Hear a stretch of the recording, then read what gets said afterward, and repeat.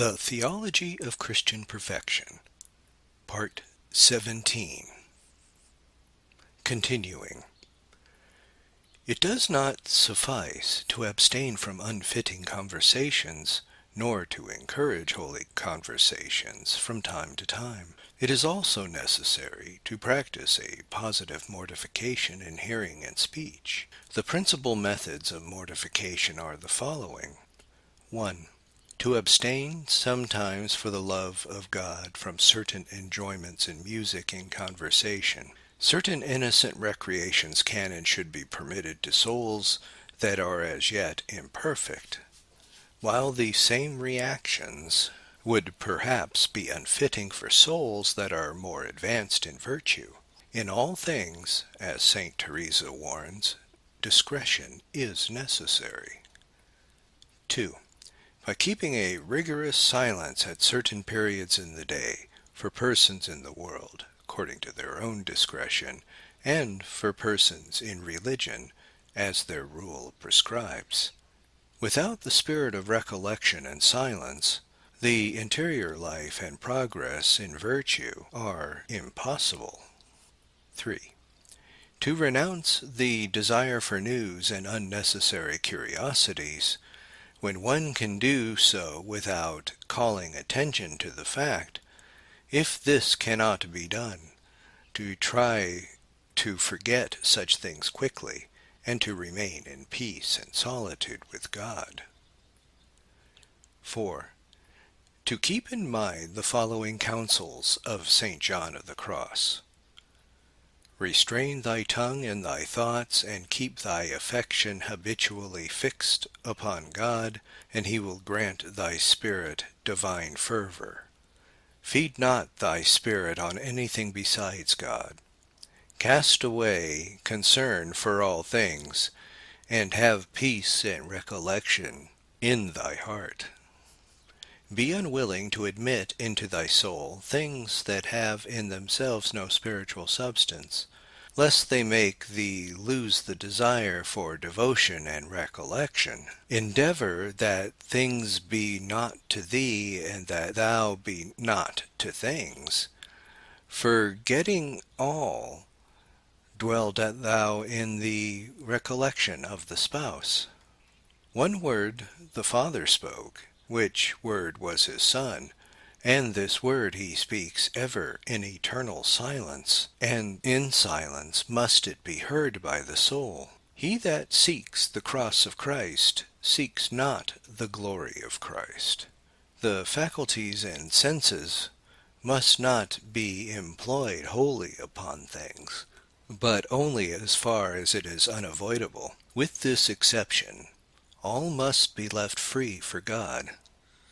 If thou be detached from that which is without, and dispossessed of which is within, without attachment to the things of God, neither will prosperity detain thee, nor adversity hinder thee. That which we most need in order to make progress is to be silent before this great God, with the desire and with the tongue. For the language that he best hears is that of silent love. This doctrine is severe, but it is worth the effort to put it into practice in the hope of attaining sanctity. Because they do not have the courage to do this, many souls remain halfway along the roads to holiness, bound by the bonds which hold them to the earth. Sanctity presupposes an energetic and resolute determination of dying completely to self and to the world, cost what it may. And since there are so few souls that possess this type of courage, there have been and will always be few saints. This external sense is the least dangerous and the one which makes the fewest attacks upon our sanctification. Nevertheless, it is necessary to mortify it in two ways. A. In the tolerance of repulsive odors when charity demands it, as in visiting the poor or caring for the sick, without manifesting repugnance, or without complaining.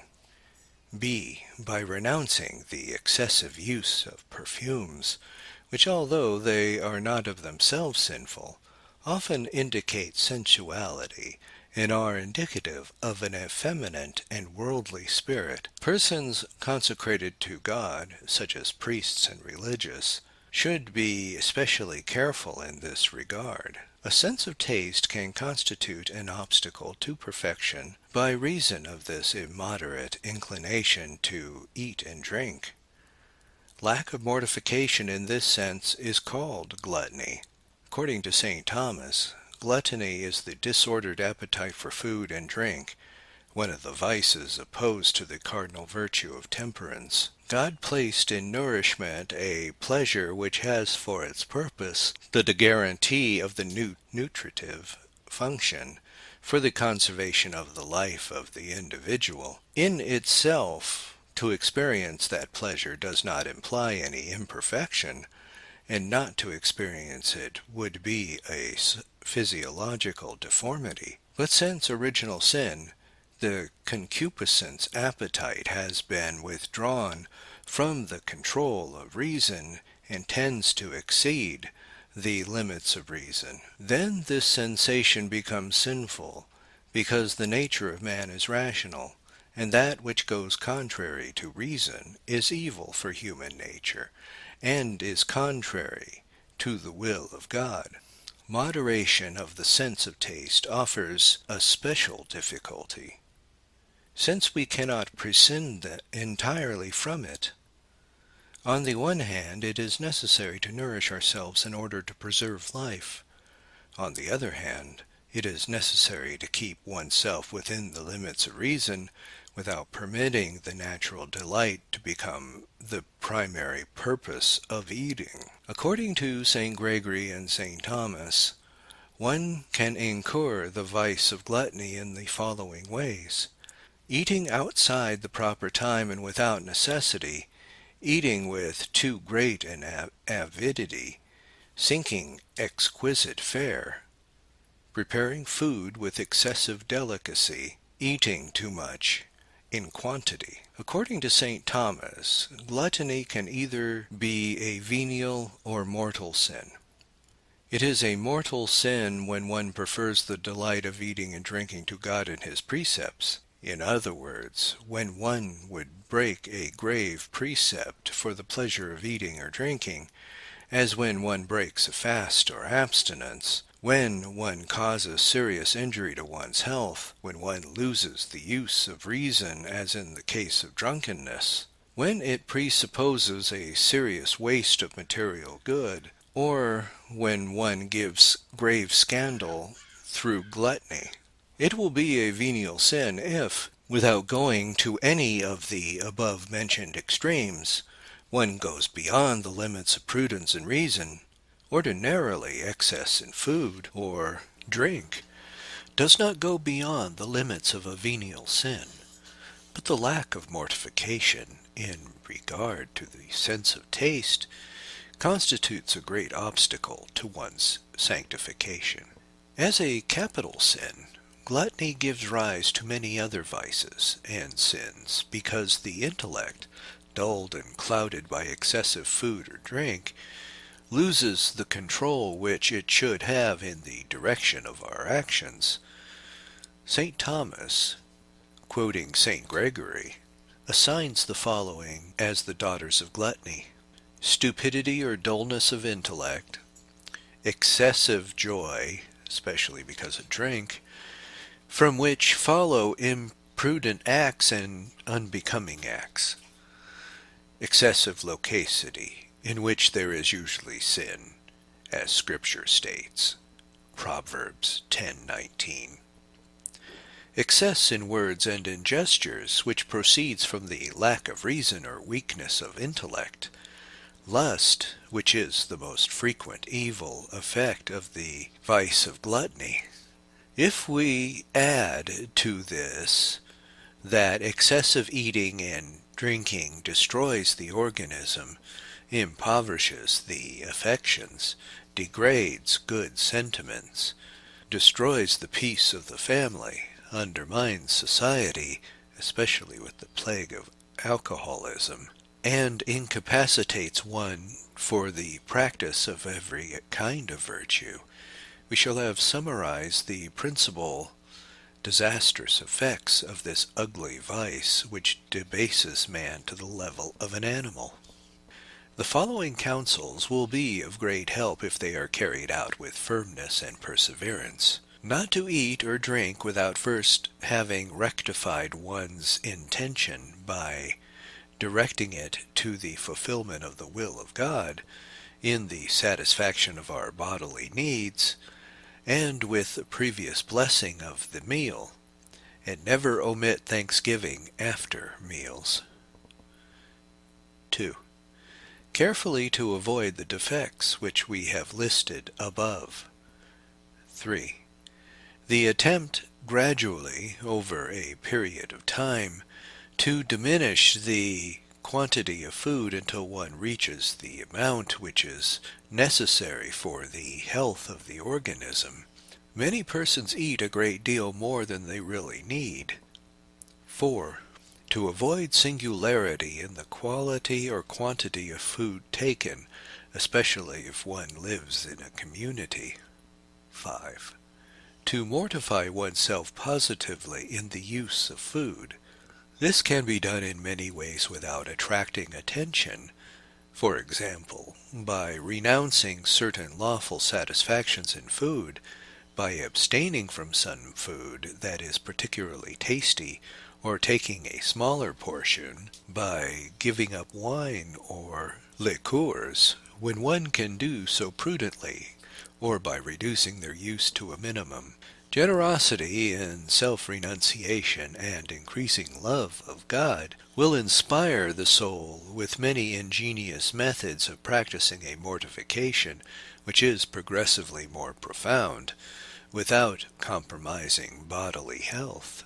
This sense is the most material and, in a way, the most dangerous of all, because of its extension throughout the whole body and by reason of the vehemence of some of its manifestations.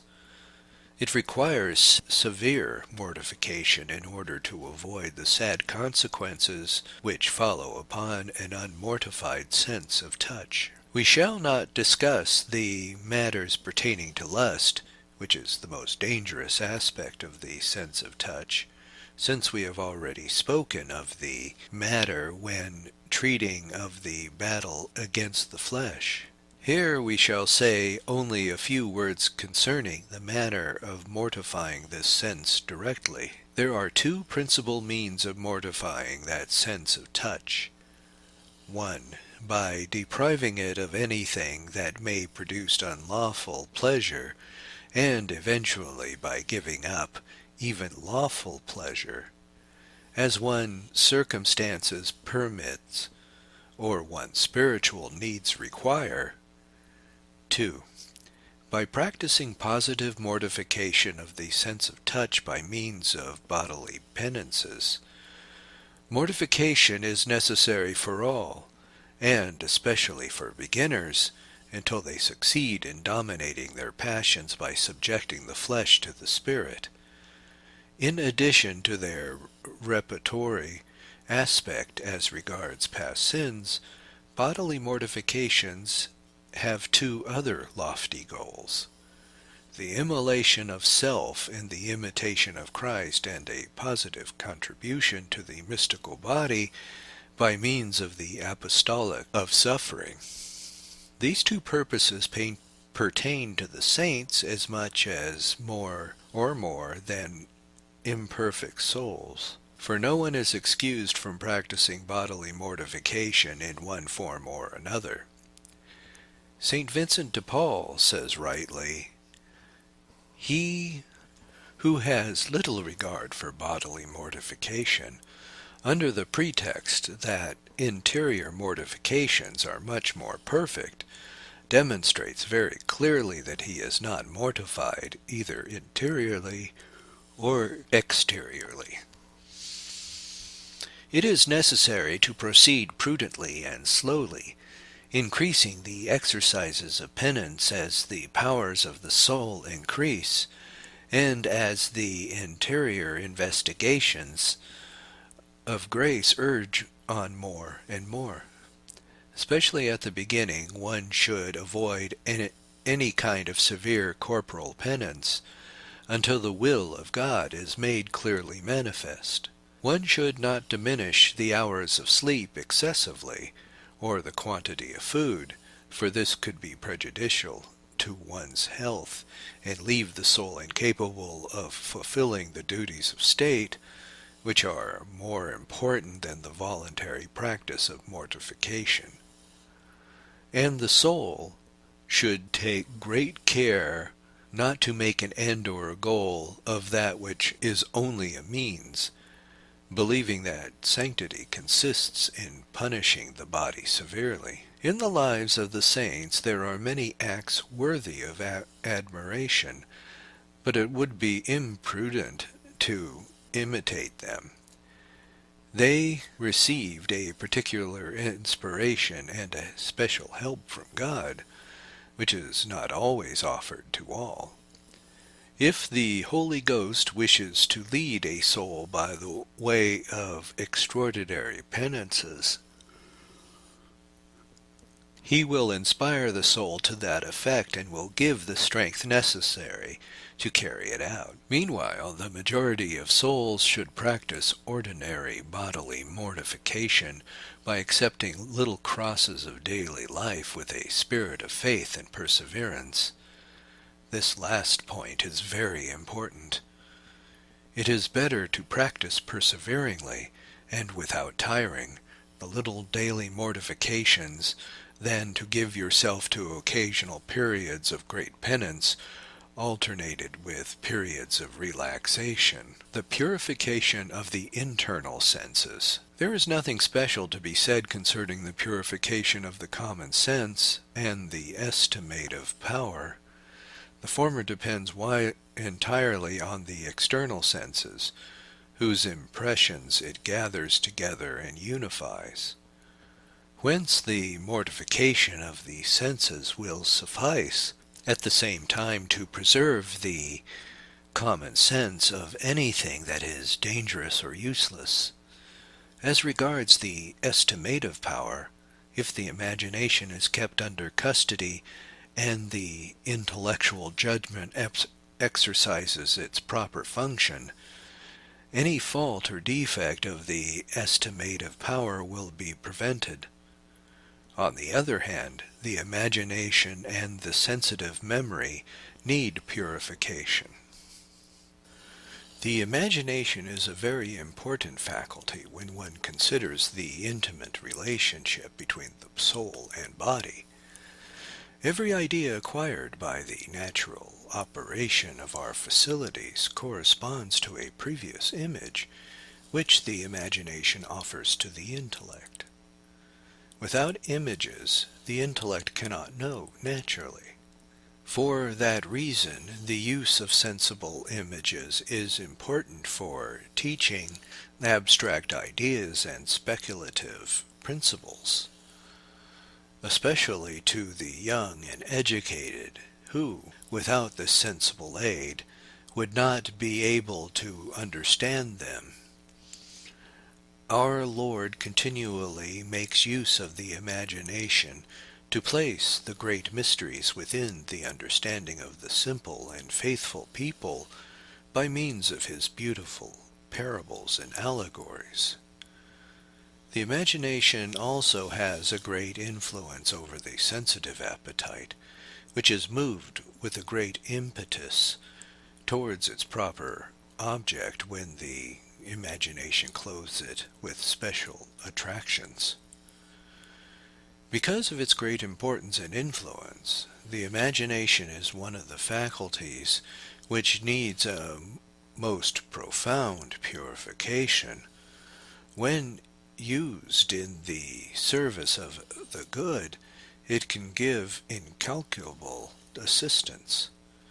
But there is nothing which can cause greater difficulty on the way to sanctification than an imagination which has broken away from the control of reason, enlightened by faith. profoundly affected by original sin. It obeys only with difficulty the command of reason. There are two principal obstacles which rise from an uncontrolled imagination: dissipation and temptation. Without profound recollection, an interior life and life of prayer are impossible, and there is nothing which so impedes recollection as the inconstancy and dissipation of the imagination. As regards temptation, it is often attributed to the devil, when in reality it proceeds from one's uncontrolled imagination, which paints in vivid colors the pleasure sin will provide for the concupiscible appetite, or emphasizes the difficulty which the irascible appetite will have on the road to virtue, filling the soul with sadness and despair. The principal means are the following. 1. Custody of the external senses. It is of great importance to keep a custody over the external senses, especially the sense of sight, because through them enter the objects which the imagination retains, produces, and reassembles in 1,000 ways, thus arousing the sensitive appetite, attracting the attention of the intellect, and encouraging the consent of the will. There is, therefore, no better way of avoiding all this than to deprive the imagination of such things by custody of the external senses. 2. Careful selection of reading matter.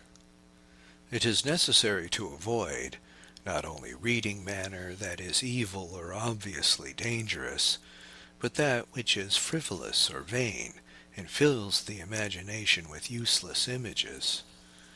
To this class of reading belong most of the modern novels, even those which would pass moral censorship, because the reading of such books, without sufficiently grave reason, does not benefit the persons who seriously intend to lead a life of recollection and prayer. A soul that is attached to the reading of such novels can hardly hope to sanctify itself. 3. Avoidance of sloth. The imagination is never quiet. If we do not keep it occupied with good and useful work, it will itself seek material on which to spend itself. And since it has a natural propensity to do anything that appeals to the lower appetite, it will readily place us in danger of temptation. The imagination should always be occupied with something that is good and useful, and when this is done, we shall have made a great step forward to peace of soul. 4. To fill the imagination with good things. It doesn't suffice to keep the imagination from harmful matter, or to avoid idleness, in order to keep the imagination under control. It is likewise necessary to provide holy and profitable material, so that the imagination will not only be withdrawn from evil, but will be directed positively to the good. This is the reason for composition of place. Therefore, one begins the practice of prayer. It consists in presenting as vividly as possible the particular scene upon which one is about to meditate, thus offering food to the imagination, so that it will not disturb the soul with its distractions. The reading of holy books in which edifying scenes are described can contribute a great deal to this positive formation of the imagination, and can put it at service of the intellect and the will as an excellent auxiliary. 5. Attention to the duty of the moment. The axiom of the ancients, age quod agis, is filled with profound meaning. The habit of attending to the duty of the moment has the double advantage of multiplying our intellectual powers and of disciplining the imagination by preventing it from being distracted by other objects. 6. Ignoring distraction. Frequently, this is the only way of combating certain vivid imaginations and the images produced, rather than trying to attack them directly. This is the advice of Saint Teresa of Avila. The will should be occupied in loving God, even in the midst of many distractions. The soul should be patient with the activity of the imagination until God transforms it profoundly by means of the passive purification. Meanwhile, it should take no account of it, and should avoid what it must avoid to do what it must do, in spite of any contrary suggestions made by the uncontrolled imagination.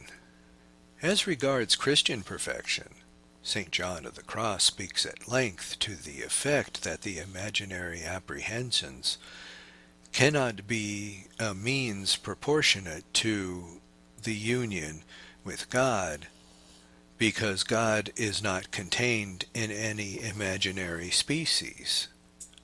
He likewise speaks of the great harm that is done to the soul when it does not know how to rid itself of these imaginations, or to remain detached from them when they are given in a supernatural way. One should read and meditate on this magnificent doctrine of St. John of the Cross. We shall treat the purification of the memory in general, explaining the principles which can be applied both to the sensitive and the intellectual memory. The latter, according to St. Thomas, is not a faculty distinct from the intellect, but only a function of the intellect, having for its object the conservation and retention of intelligible species. There is a great difference between the sensitive memory, which has for its object only the sensible, the particular and the concrete, and the intellectual memory, which deals with the supersensible, the abstract, and the universal. But the process of purification is exactly the same in each case. The means of purification affect both equally. The memory is a very important faculty. It can give inestimable service to the intellect and can be its own most powerful ally. Without it, our spirit would be like a sieve, which is always empty, however much water is poured into it. For certain types of knowledge, such as languages, history, the physical and the natural sciences, it is absolutely indispensable to possess an excellent memory, precisely because the memory stores up all kinds of knowledge, both good and evil. It is necessary to subject it to an energetic process of purification. Throughout life there is produced around us a series of acts which can be of no use whatever for the sanctification of the soul. Sometimes they are sad events regarding our own faults and sins. At other times they are certain spectacles, or disedifying actions which we have witnessed again. They may be useless information or news which leaves our spirits deeply concerned, or that they may be unfortunate happenings of personal or family or social life. The disgraces, the forgetfulness, the ingratitude, the injury, etc., with which our poor human life is filled, none of these memories are as profitable for the soul. They all tend in one way or another to destroy the soul's peace and tranquility, which are so necessary for a life of prayer and recollection. Let us, therefore, see what should be the practical conduct of the soul regarding the act of purification of the memory. The following are the principal means for the purification of memory. 1. To eliminate sinful memories. This is the first step, and it is absolutely indispensable for all who aspire to eternal salvation. The remembrance of one's own sins or those of another, should the remembrance of spectacles or magazines that are immoral, has a strong power for suggesting to the soul these same things by way of a new temptation, and of causing it to fall again into sin, especially if a vivid imagination is associated with the recollection. The soul we must reject immediately and energetically remembrance of this kind, and be convinced that the simple approbation or voluntary enjoyment of these past sins is sufficient to make the individual guilty again of those sins without committing them again externally. B. To combat useless memories. There are many other things which, without being sinful in themselves, are nevertheless completely useless as far as recollection goes, and for that reason are harmful to the soul. Such, for example, are the sad happenings of our past life, family disgraces, humiliations, misfortunes of various kinds, or successful events which perhaps filled us with an excessive joy. The remembrance of the one or the other disturbs the peace of tranquility of the soul and is of no profit to anyone, because none of the sad or unfortunate events of life can be remedied by our present suffering, nor can any of the joys return. As long as the soul is occupied with these vain joys or sorrows, it will be incapacitated for giving itself completely to prayer and recollection. C. To forget past injuries. This pertains to virtue and is indispensable for any soul that wishes to sanctify itself truly. In spite of the pardon which has been given, sometimes even beyond the call of strict justice, the remembrance of a past offense cannot help but disturb, at least momentarily, the peace of conscience, and present the guilty party in an unfavorable light. It is necessary to forget completely the disagreeable episode, and even to give special attention to the one who voluntarily caused the injury. We should try to forget completely and forever any offenses committed against us, realizing that those we have committed against God are much greater, and that He demands of us a complete pardon in order to give us His pardon without measure.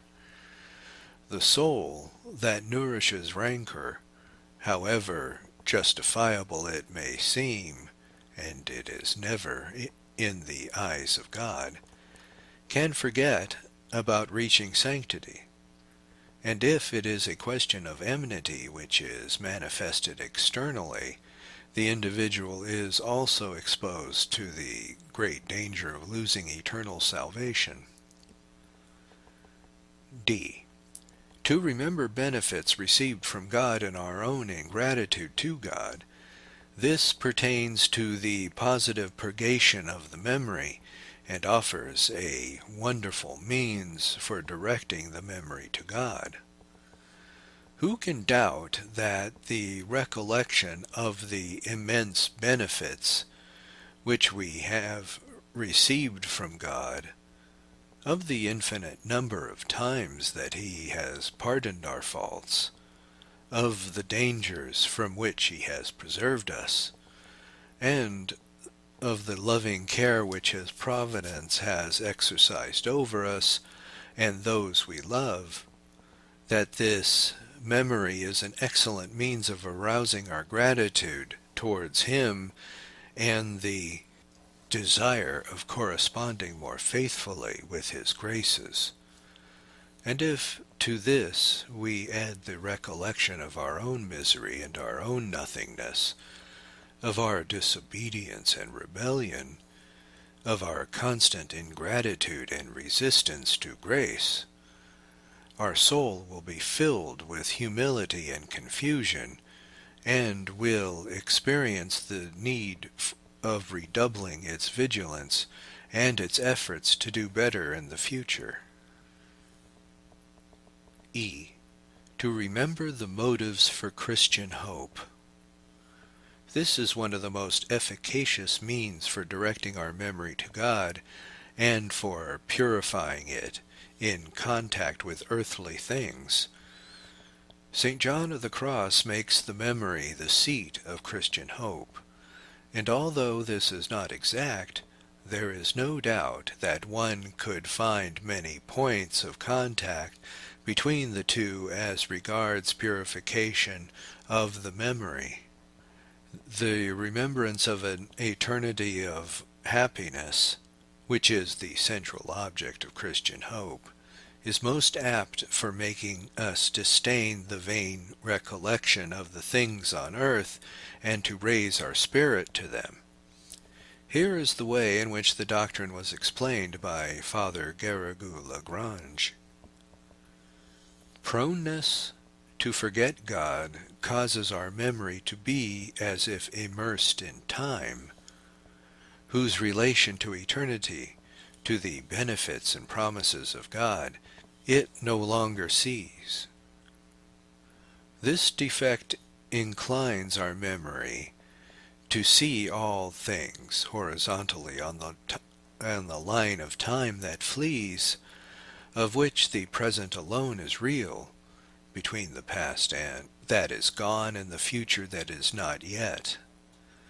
Forgetfulness of God prevents us from seeing that the present moment is also on a vertical line, which attaches it to the single instant of immobile eternity, and that there is a divine manner of living the present moment, in order that by merit it may enter into eternity, whereas forgetfulness of God leaves us in this banal and horizontal view of things on the line of time which passes. The contemplation of God is like a vertical view of things which pass, and their bond with God who does not pass. To be immersed in time is to forget the value of time, that is to say, its relation to eternity. By what virtue must this great defect of forgetfulness of God be incurred? St. John of the Cross answers that the memory which forgets God must be healed by the hope of eternal beatitude, as the intellect must be purified by the progress of faith, and the will by the progress of charity.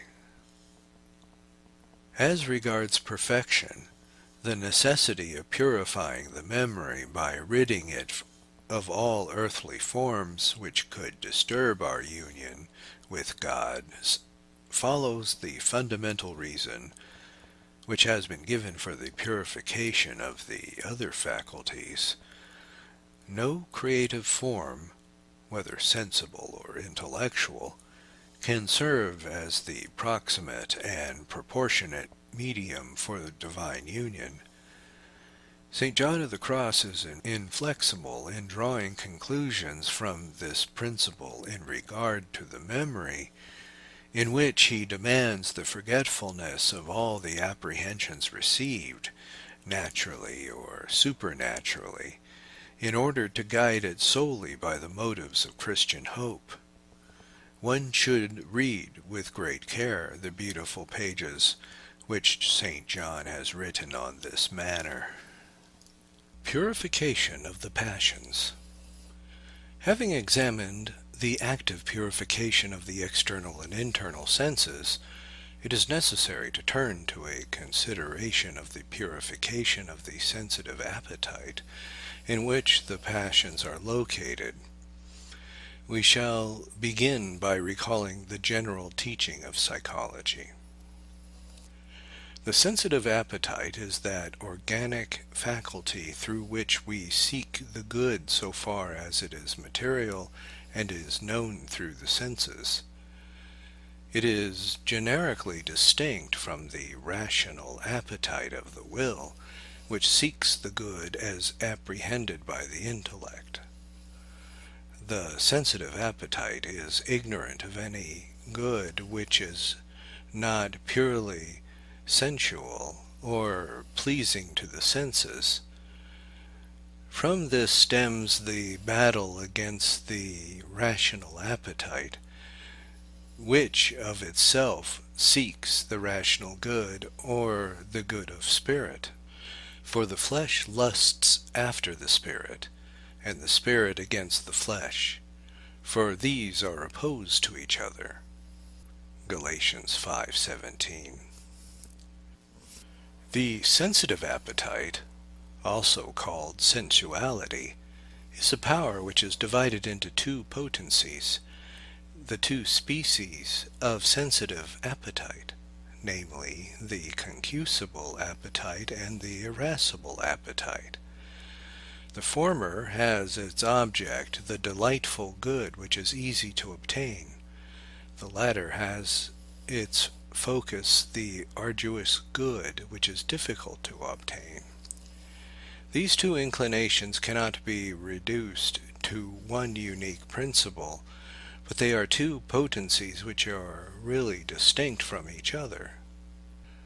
The intellect and the will can influence the sensitive appetite, not, however, in the despotic manner in which they govern the hands or feet, which move without resistance to the command of the will, but only with a political government, as that of a chief over a subject who is able to resist the command of his superior. The different movements of the sensitive people to the good as known through the senses gives rise to the passions. To regulate and purify the latter is equivalent to the regulation and purification of the sensitive appetites. There are two principal ways in which the word passion is used. In its philosophical sense, the passions are movements or energies which we can use for good or for evil. In themselves, they are neither good nor evil. It depends upon the orientation which is given to them. When placed at the service of the good, they can be of incalculable assistance, even to the point that one could say that it is morally impossible for a soul to arrive at great sanctity without possessing a great energy or passion which is directed to God. But when placed at the service of evil, the passions are converted into a destructive force which is truly terrifying. In popular language and in the works of many spiritual writers, the word passion is often used as synonymous with evil passion, which one must combat and dominate. We shall use the word in its philosophical sense to designate powers which of themselves are indifferent, but which one must channel along the way of good. At the same time, we will point out the deviations which may occur and the means of avoiding them. The passions are movements of the sensitive appetite caused by the apprehension of the sensible good or evil, accompanied by a certain change, more or less intense, in the organism. Modern psychologists are accustomed to reserve the word passions to designate the more vehement and intense movements of the sensitive appetite, reserving the word emotion for those movements which are more gentle and ordinary. In any case, the passion always presupposes some knowledge, at least sensitive, of the good which is sought or the evil which is feared. The movement of passion, properly speaking, can be very intense. From this there follows an organic change or disturbance which flows from the passions as a natural consequence. For example, anger inflames the countenance with indignation and places the nerves in a state of tension. Fear causes one to grow pale. Love enlarges the heart. Fear restricts the heart, etc. The intensity of the bodily language is not always uniform. It will depend in each case on the physiological constitution of the individual and the intensity of the movement of passion and the greater or less dominion which the individual has over himself. St. John of the Cross, following Boethius, lists 4 fundamental passions: joy, hope, sorrow, and fear. But the scholastic division is the classical one, and it lists 11 passions, 6 pertaining to the concupiscible appetite, and 5 pertaining to the irascible appetite. In the concupiscible appetite, the good, which has a power of attraction, engenders 3 movements of passion. The simple awareness of good arouses love. If it is a question of a future good, it gives rise to the desire. If it is a good already possessed and present, it produces joy. On the other hand, the apprehension of evil, which is of itself repulsive, produces hatred, and if it is an impending evil, it causes movement of flight or aversion. But if the evil has overtaken us, it causes sadness. In the irascible appetite, the absent good, if it is considered possible of attainment, engenders hope.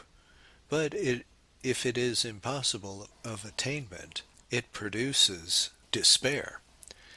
In like manner, the difficult evil which is absent, if it can be avoided, produces courage. But if the evil is unavoidable, it arouses fear. Lastly, the presence of a difficult evil produces anger in the irascible appetite and sadness in the concupiscible appetite, while the presence of a difficult good does not arouse any movement in the irascible appetite, but causes joy in the concupiscible appetite. For that reason, the irascible appetite has only 5 passions, and while there are 6 passions for the concupiscible appetite. For greater clarity, the passions can be enumerated according to the following schema. In the concupiscible appetite, the good simply apprehended, love; evil opposed to the good, hatred; the future good, desire; the impending evil, aversion or flight; the present good, joy; the present evil, sadness. In the irascible appetite, the difficult good absent but impossible of attainment, hope; the difficult good absent but impossible of attainment, despair; the difficult evil absent but superable, courage; the difficult evil absent of the insuperable, fear; the difficult evil actually present, anger. Bossuet observes that all the passions can be reduced to the passion of love, which is the fundamental passion and the root of all others. We can say, if we observe what passes within ourselves, that our passions are all reducible to love, which enfolds and arouses all the others. Hatred, for some reason, does not come except because of the love which is had for something else. I hate sickness because I love health. I do not have aversion to anyone unless it is because he is an obstacle to me.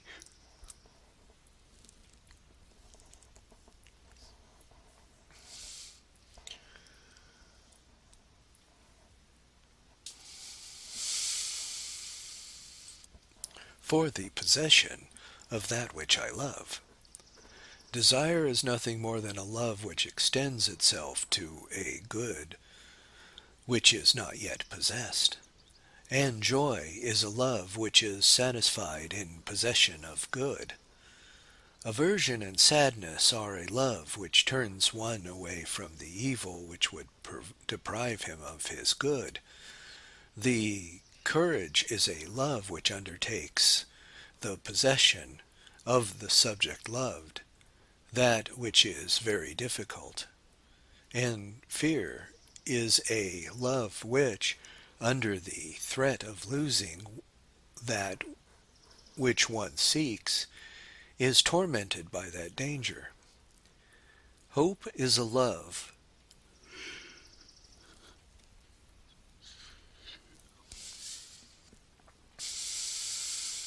which has the confidence so that it can possess the object loved.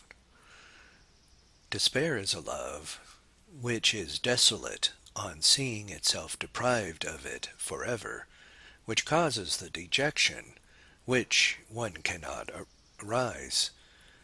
Anger is a love which is irritated on seeing that one wishes to deprive it of its good and rouse itself to defend that good. In a word, repress love, and there are no passions. Arouse love, and all the other passions are born. The great importance of the passions can be deduced from their decisive influence in the physical, intellectual, and moral life of man. 1. In the physical life. Without the previous stimulation of the appetite, we would take scarcely one step in our physical life, since the stimulation of the passions is what enables us to expend an extraordinary activity for good or for evil. Add to this the fact that certain passions have a powerful influence on bodily health, and could even be the cause of death, especially the passion of sadness, which, as Thomas says, is able to do more harm to the body than any other passion. 2. In the intellectual life, it is impossible to overestimate the influence of the passion upon our ideals. The greater part of betrayals and apostasies have their most profound root in the disorder of one's passions. Father Bourget notes, "It is necessary to live as one thinks, otherwise sooner or later one ends by thinking as he lives. How else can one explain the lamentable defections of so many brilliant men in the field of religion?" 3. In the moral life, the passions increase or diminish the goodness of malice, merit or demerit of our actions. They diminish human responsibility when a person seeks a good or evil more because of an impulsive passion than by the free choice of the will. They increase human responsibility when the will confirms the antecedent movement of passion and uses it in order to work with greater intensity. It follows from the ordinary importance of the passions that it is necessary to train them properly by withdrawing them from evil and placing them at the service of good. But it is impossible to train the passions. Undoubtedly, the answer must be in the affirmative. Since the passions are of themselves morally different, their very nature demands direction and control. It is true that we do not have a despotic rule over our passions, but only a political rule, but a prudent organization of all our psychological resources can result in a near perfect control of our passions, even to the point that one has over everything except what is called the first movement of passion, which do not affect morality. Daily experience confirms these statements. All of us are aware of our responsibility for the movements of passion. When we let ourselves be carried away by a disordered impulse, we feel immediately the pangs of remorse. If, on the contrary, we have resisted this impulse, we experience a sense of satisfaction at a duty fulfilled. This is convincing proof of the fact that we are free agents as regards the impulse of the passions, and that their control and government are in our hands. The history of conversions offer a new proof of the possibility of training the passions. Men who have lived for years under the domination of disorderly passions have been able to free themselves of this great force, and to begin a life which is fully in harmony with the moral law. There is no doubt that there are grave difficulties and obstacles at the beginning, but gradually the individual can gain perfect control of himself. But let us consider the basic principles concerning the training of the passions. 1. Every idea tends to produce its corresponding act. This principle is particularly true if the idea or sentiment, accompanied by strong emotions and vivid representation. From this principle one can deduce as a norm of conduct the necessity of formulating ideas which are in accordance with the actions which one hopes to realize, and avoid those ideas which refer to actions which one wishes to avoid. In this way one's acts are governed by one's ideas. 2. Every act arouses the sentiment of which it is a normal expression. The rule of conduct which follows from this principle is that in order to acquire the sentiment which is desired, or rather to intensify the passion which we wish to arouse, it is necessary to work as if one already was experiencing it. In this way one's sentiments are controlled by means of one's acts. 3. Passion augments and intensifies the psychological forces of the individual until it raises them to their greatest intensity and uses them to attain which one seeks. It follows from this that it is necessary to select a passion very carefully in order to obtain the most out of our psychological energy. In this way, ideas and acts are governed by sentiment. These are the basic principles concerning the control and government of the passions, but we shall now make more detailed applications as regards the rules of conduct in relation to good and evil. First, it is necessary to be firmly convinced of the necessity of combating disorderly passions because of the great disturbances which they cause in us. The passions disturb our spirit, impede reflection, and make it impossible to formulate a serene and balanced judgment, weaken the will, arouse the imagination, cause a change in the bodily organs, and threaten to destroy one's peace of spirit and tranquility of conscience. The remedies to be applied for the control of one's passion will depend on the particular passion which must be dominated.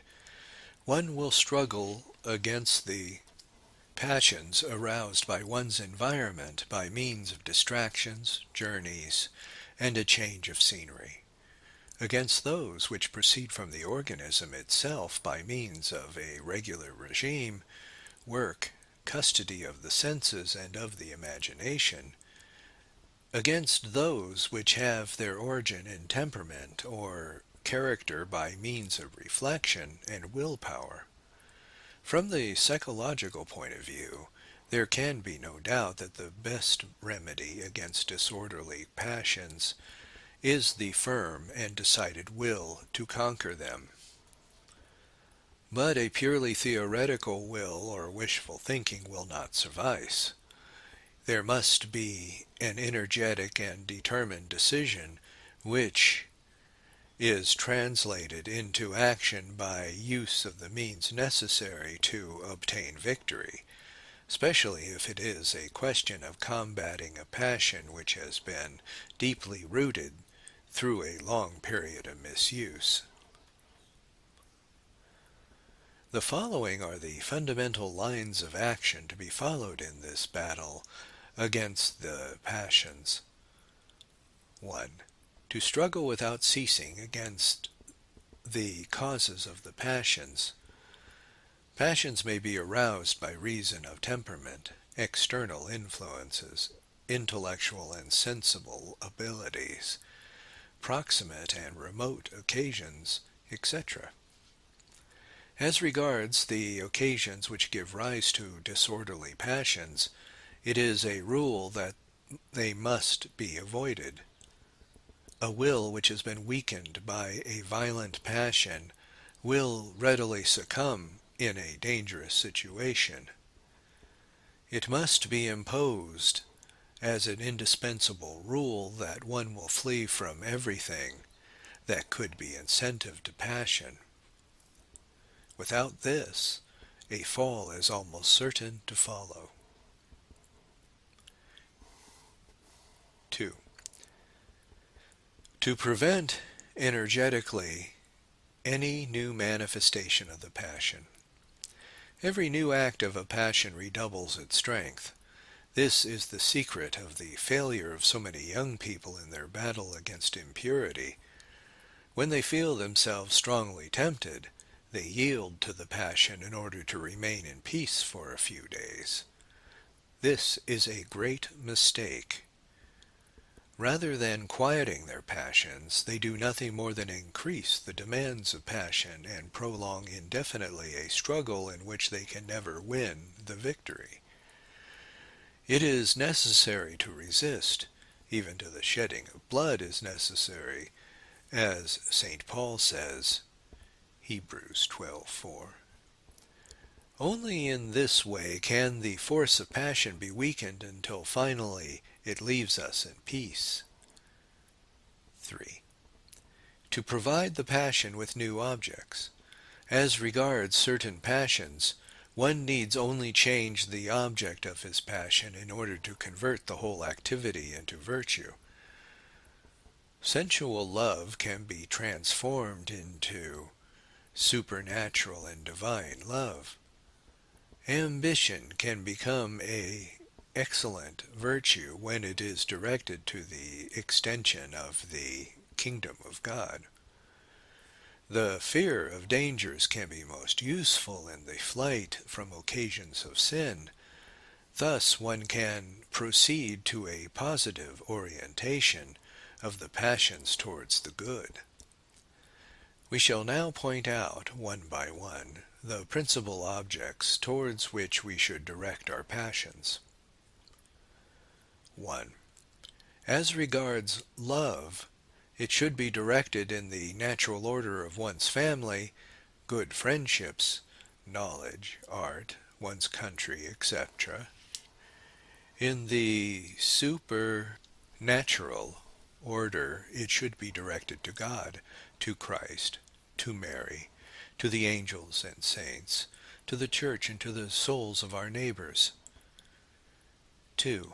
Hatred must be directed towards sin, the enemies of the soul, and anything that could debase us or lead us to evil in the natural, supernatural order.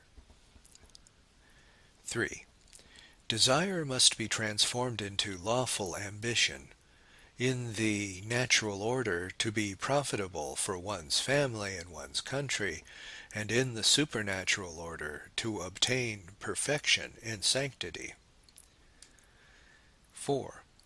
Flight or aversion should be used in the avoidance of the occasions of sin of anything that would compromise one's salvation or sanctity. 5. Joy should be experienced as a result of the perfect fulfillment of the will of God for us, of the triumph of good throughout the world, of the possession of sanctifying grace, which makes one a child of God and a living member of Christ, etc. 6. Sadness will find its expression in the contemplation of the passion of Christ, the sorrows of Mary, the sufferings and persecution of the Church and her children, the triumph of evil in the world, etc. 7. Hope must feed upon the perspective of the eternal happiness which awaits us in the life to come, in trusting confidence in the assistance of God during our life, in the assurance of the protection of Mary, now and at the hour of our death, etc. 8. Despair must be transformed into a prudent distrust of ourselves, based on the knowledge of our sins and the weakness of our powers, but counterbalanced by a confidence in the love and mercy of God and the assistance of His divine grace. 9. Courage or daring must be converted into an intrepid and valiant spirit for confronting and conquering all the obstacles and difficulties which we meet in the fulfillment of our duties and in the work of our sanctification, remembering that the kingdom of heaven has been enduring violent assault, and violent have been seizing it by force. Matthew 11:12. 10. Fear must focus itself on the possibility of sin, which is only true evil which could befall us, in the temporal or external loss of God, which is the consequence of sin, but not to such an extent that one is led to discouragement, but as a stimulus to die rather than sin. 11. Anger should be transformed into holy indignation, which will prove a strong defense against every kind of evil.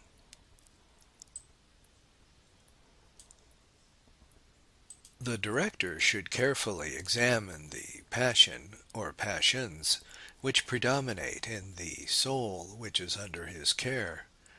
Once he has verified this, he should impose as a matter for the examen, not the extinction of the passion, which would be a futile effort, but control and direction in the manner we have indicated. The director should aim principally at the reform and control of the dominant passion, attacking it primarily, but without election, the reform and control of the other passions. He should frequently demand an accounting of the soul's progress in the falls in this manner, and he should not rest until he has succeeded in directing to God the whole passionate energy of the one directed. This is not an easy task, and without doubt the labor will last a lifetime, but it is a task of paramount importance. One of the most common reasons for so many frustrated saints is that they have not given the necessary attention to the control and use of the great energies of the passions. Without passion, indeed, without a great passion directed toward the goal, it is practically impossible to become a saint.